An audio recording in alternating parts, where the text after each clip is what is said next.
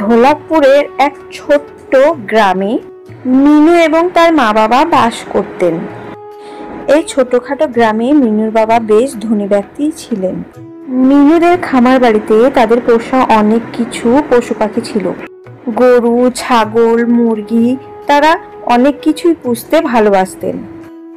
এভাবেই তাদের সুখী জীবন কেটে যাচ্ছিল। তারপর মিনুর মা হঠাৎ অসুস্থতায় মারা যায়।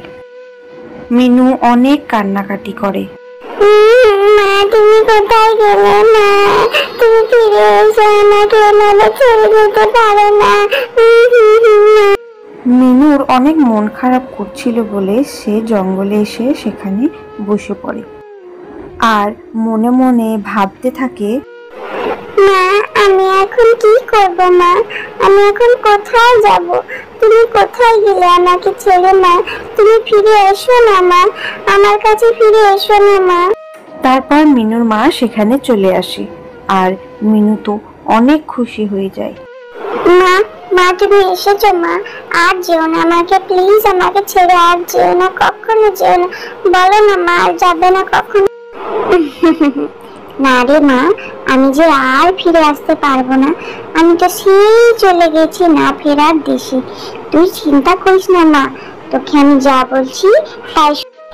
এই নে, এই আংটিটা তুই তোর কাছে রাখ। তুই যখনই বিপদে পড়বি তখনই তুই আমাকে এই আংটিতে ডাকবি, তাহলে আমি সেখানে চলে আসবো, ঠিক আছে? হারাস না কিন্তু আংটিটা। তারপর মিনুর বাবা দূর গ্রাম থেকে একটা মেয়েকে বিয়ে করে আনে আর মিনুকে ডাকতে থাকে মিনু মিনু করে। মিনু মা, কোথায় গেলি রে? আয় আয়, বেরিয়ে আয়। দেখ মা, আমি কাকে নিয়ে এসেছি তোর জন্য। তারপর সেখানে মিনু গুটি গুটি পায়ে হেঁটে আসে আর দেখে তার বাবা একটা মেয়েকে বিয়ে করে এনেছে। কি হলো বাবা, তুমি আমাকে ডাকছো কেন? আর এই মেয়েটা কে? তুমি কাকে এনেছো আমাদের বাড়িতে? কে বাবা, ইনি কে? এটা তোমার নতুন মা সোনা, যে সব সময় তোমার খেয়াল রাখবে। এসো মা, আমার কাছে এসো, আমি তোমাকে অনেক ভালোবাসবো। তোমাকে এমন ভালোবাসা দেব যে তুমি তোমার মাকেই ভুলে যাবে। এসো না, আমার কাছে এসো। কখনো তুমি আমার মা হতেই পারো না, আমার মায়ের জায়গায় কেউ নিতে পারে না, না কখনো না। আমি কখনো তোমাকে মা বলে ডাকবো না। তারপর সকাল হতেই মিনুর বাবা সকালে উঠে খামারের দিকে দেখে খামার যেন রক্তাক্ত হয়ে আছে, একটা মুরগি এবং ছাগল নেই। হায় হায়, আমার কি হলো? আমার ছাগল গরু কোথায় গেল? আমার কে এত সর্বনাশ করলো? এত রক্তাক্ত কিসের? নিশ্চয়ই কোনো শিয়াল কিংবা বাঘে আমার ছাগল গরু ভেড়া খেয়েছে। আজ থেকে আমাকে এর জন্য সতর্ক হতে হবে। তারপর গভীর রাতে শাকচুন্নি তাদের গরুর খামারে এসে সব গরু, ছাগল, মুরগি একদম কচমচিয়ে চিবিয়ে চিবিয়ে যেন রক্ত মাংস খাচ্ছিল। সেই শাকচুন্নি আর কেউ না, মিনুর ছোট মা।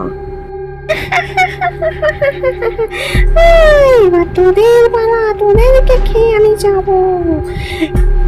তারপর শাকচুন্নি নিজের রূপ ধারণ করে। সে কি দৃশ্য ভয়ঙ্কর! ভোরের আলো পড়ে যাওয়ায় শাকচুন্নি তাদেরকে কিছু করতে পারেনি। এদিকে মিনুর বাবা কান্নায় ভেঙে পড়ে, যেন সে দিশেহারা হয়ে যায়। এরকম সর্বনাশ কে করে সে ভেবেই বুঝতে পারে না। তারপর মিনুর বাবা দুদিনের জন্য তাদের কাজে বাইরে যাচ্ছিল, মিনুকে একা রেখে। মিনুকে একা পেয়ে শাকচুন্নি আবার চলে আসে।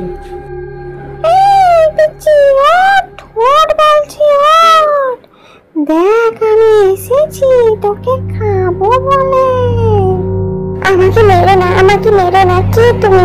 তুমি আমাকে এখানে মারতে এসেছো কেন? কে তুমি বলো? দেখবি আমি কে?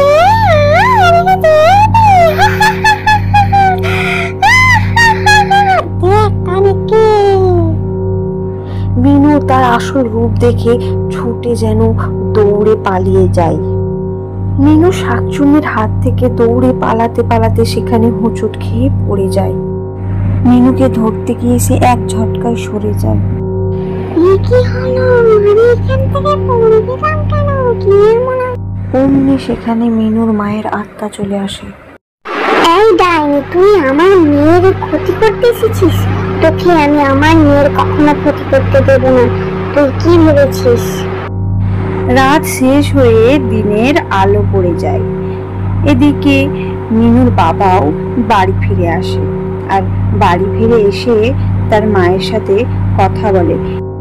কি গো, আমার মিনু সোনাটা কোথায় গেল? কোথায় রেখেছো আমার মিনু সোনাটাকে? মিনুমা, মিনুমা, কোথায় গেলি রে? তাড়াতাড়ি আয়। কই মা? তুমি জানো তোমার মিনু সোনা কি করেছে? আজ তোমাকে আমি সব পুরো ঘটনাটাই বলবো। তোমার মিনু সোনা কোথা থেকে একটা হীরের আংটি চুরি করে এনেছে। জানি না বাবা কার বাড়ি থেকে চুরি করে এনেছে, কি জানি বাবা। তুমি এতদিন একটা চোরকে পুষছিলে। একথা শুনে মিনুর বাবা মিনুকে ডেকে আনে আর তার সাথে কথা বলে। তুমি কোথা থেকে চুরি করে এনেছো? তুমি হীরের আংটি কোথায় পেলে মিনু? তুমি আমাকে সব খুলে বলবে, না হলে আমার থেকে খারাপ কেউ হবে না। আর যদি এনেও থাকো তাহলে আমাকে দাও, আংটিটা আমাকে ফেরত দাও। বেচারা মিনু কাঁদতে কাঁদতে তার মায়ের দেওয়া আংটিটা তার বাবাকে ফেরত দেয় আর অনেক কান্নাকাটি করতে করতে বলে, বাবা, বাবা, মা না একদম ভালো না, মা না একদম ভালো না, মাটা মা নয় বাবা, তুমি বিশ্বাস করো আমাকে। মিনুর বাবা মিনুকে কিছুতেই বিশ্বাস করলো না। ডাইনি আবারও মিনুকে একইভাবে তাড়া করে। মিনু দৌড়াতে দৌড়াতে সে আবারও সেই জঙ্গলে তার মায়ের সন্ধানে চলে যায়। ততক্ষণে সকালও হয়ে যায়। মা, মা তুমি কোথায় গেলে? মা, মা তুমি আসো না, মা প্লিজ তুমি আসো না, মা তুমি কোথায় গেলে? মা, মা ডাইনি আমাকে আবারও তাড়া করেছে। তারপর মিনুর মা আবার চলে আসে। কাঁদিস না মিনু মা, কাঁদিস না। আমি সব জানি, আমি সব দেখেছি, শুধু আমি কিছু করতে পারিনি। তুই এক কাজ কর, গ্রামের পাশে সেই বট গাছের নিচে দেখবি একটা তান্ত্রিক বাবা থাকে। সেই তান্ত্রিক বাবাকে তুই সব খুলে বল, তিনি সব ঠিক করে দেবে। যা মা, এখন যা। তারপর মিনু দৌড়ে দৌড়ে সেখানে চলে যায়।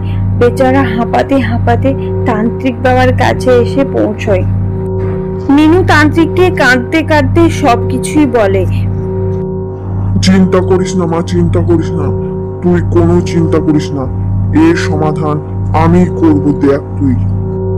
দুজনে কথা বলতে বলতে ডাইনি চলে আসে আর ডাইনি তাদেরকে মারার চেষ্টা করে। তারপর তান্ত্রিক ডাইনিকে জাদু করে মেরে ফেলে। মিনুকে মিনুর বাবা দেখতে না পেয়ে সেও সেখানে চলে আসে।